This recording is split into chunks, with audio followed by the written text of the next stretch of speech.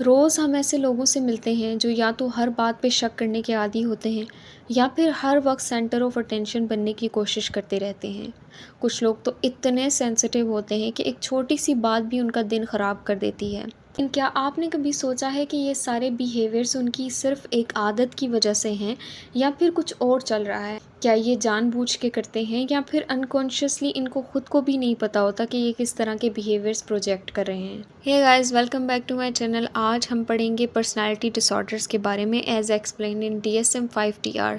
तो basically personality disorders एक ऐसी मेंटल हेल्थ कंडीशन है जहां इंसान अपने थॉट्स, फीलिंग्स और अपने एक्शंस को इतना रिजिड और एक्सट्रीम कर देता है कि ये उसकी अपनी ही लाइफ और रिलेशनशिप दोनों को ही इफ़ेक्ट करता है। DSM यानी diagnostic and statistical manual of mental disorder ने इन सारे पर्सनालिटी डिसऑर्डर्स को 3 मेजर कैटेगरीज में डिवाइड कर दिया है। या फिर अगर मैं कहूँ कि इन सारे पर्सनालिटी डिसऑर्डर्स को DSM ने 3 मेजर क्लस्टर्स में डिवाइड कर दिया है तो ज़्यादा बेहतर रहेगा। क्लस्टर A, क्लस्टर B और क्लस्टर C। अच्छा, बाकी डिसऑर्डर्स में ऐसा होता है ना कि हम लोग पहले कॉमन फीचर्स पढ़ लेते हैं और उसके बाद सारे डिसऑर्डर्स से स्टार्ट हो जाते हैं। तो जो कॉमन फीचर्स है वो सारे डिसऑर्डर्स में सेम ही रहती हैं। या तो डिसऑर्डर का टाइम ड्यूरेशन चेंज हो जाता है, या फिर उसमें सिम्टम्स एक दो बढ़ जाती हैं या कम हो जाती हैं, या फिर उनकी जो सिवियरिटी है वो आगे पीछे हो जाती है, तो डिसऑर्डर का नाम चेंज हो जाता है। लेकिन जो कॉमन फीचर है वो सेम ही रहती है। जैसे मैं आप लोगों को एग्जांपल दूँ एंजाइटी का, तो एंजाइटी में ऐसा है कि कॉमन फीचर क्या है कि एक्सेसिव फियर होगा, ठीक है। तो बाकी जो एंजाइटी की टाइप्स हैं, ठीक है, आप कॉमन फीचर स्टार्टिंग में पढ़ लेंगे और उसके बाद जो एंजाइटी की टाइप्स हैं, जर्नल एंजाइटी है, स्पेसिफिक एंजाइटी है या फिर अगोराफोबिया है, जो भी है, ठीक है। तो उसकी जो है ना वो सिम्टम्स थोड़ी सी डिफरेंट हो सकती हैं या फिर उनका टाइम ड्यूरेशन चेंज हो सकता है, लेकिन जो कॉमन फीचर है ना वो सेम ही रहेगा। तो इस तरह से पर्सनालिटी डिसऑर्डर में कोई कॉमन फीचर नहीं है लेकिन क्लस्टर्स हैं।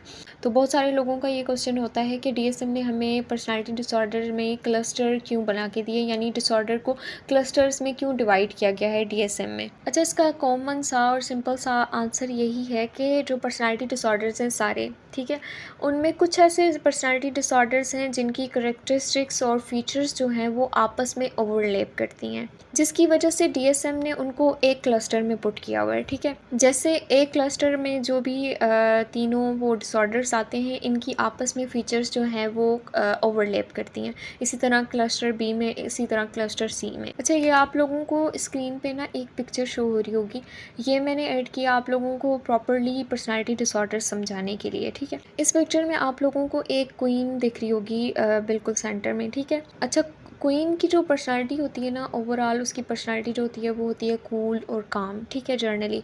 और उसने बहुत सारे डिसीजन लेने होते हैं और उसने अपनी अथॉरिटी शो करनी होती है। और बहुत मरतबा ऐसा होता है कि क्वीन जो होती है वो बोलने के बजाय बहुत मरतबा अपने फेशियल फीचर्स से, अपने जो एक्सप्रेशंस हैं उनसे भी अपनी अथॉरिटी शो कर रही होती है, कामनेस, मतलब जिस तरह की उसकी पर्सनालिटी होती है। लेकिन ये जो आप लोगों को स्क्रीन पे एक क्वीन शो हो रही है, ये आप लोगों को एग्रेसिव, इरिटेटेड दिख रही होगी, ऐसी, जो आपको लगता है कि उसकी जो पर्सनालिटी का जो बिहेवियर है उससे बिल्कुल अपोजिट शो हो रहा होगा। तो इसी को हम कहते हैं क्लस्टर A के जो सारे डिसऑर्डर्स हैं।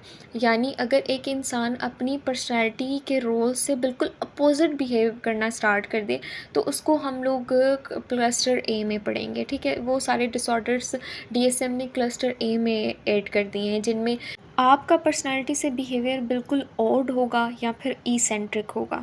अच्छा, इसके साथ आप लोगों को एक लेडी शो हो रही होंगी जिन्होंने बहुत अजीब सी ड्रेसिंग की हुई है, अजीब से बाल बनाए हुए हैं और अपनी एज के अकॉर्डिंग, अपनी पर्सनैलिटी के अकॉर्डिंग बहुत ही ऐसे ऑड सा बिहेवियर शो किया हुआ है। तो ऐसा बिहेवियर इंसान तब शो करता है जब उसे चाहिए होती है अटेंशन। आप लोगों को इनके एक्सप्रेशन से, इनके हेयर स्टाइल से, इनकी ड्रेसिंग से लग रहा होगा कि ये बहुत ज़्यादा अटेंशन लेने के लिए या ड्रामेटिक दिखाने के लिए अपना ये बिहेवियर शो कर रही हैं। तो जब कोई इंसान या तो अटेंशन के लिए या पॉजिटिव रिगार्ड के लिए या ऐसे ऐसे बिहेवियर शो करे जो या तो ड्रामेटिक हो या इमोशनल हो, तो ऐसी पर्सनालिटीज़ को DSM ने ऐड किया है क्लस्टर B में। अच्छा, उसके बाद आप लोगों को थर्ड लेडी शो हो रही होंगी जो बहुत ज़्यादा डरी हुई है, ऐसा लग रहा है कि जैसे बच्चा डर जाता है ना, वैसे बिहेवियर शो करना स्टार्ट कर दिया। तो ये है क्लस्टर सी के सारे डिसऑर्डर, जिनमें या तो एंशियसनेस होगी या फेयर होगा, जिसमें या डर प्रॉपरली दिखाया गया होगा, ठीक है। तो ये क्लस्टर सी में आ जाएंगे सारे। अच्छा, इन सारे डिसऑर्डर्स को ना हम डिटेल में पढ़ेंगे, लेकिन मैं आप लोगों को आज की वीडियो में सिर्फ थोड़ा सा इंट्रोडक्शन दे दूँगी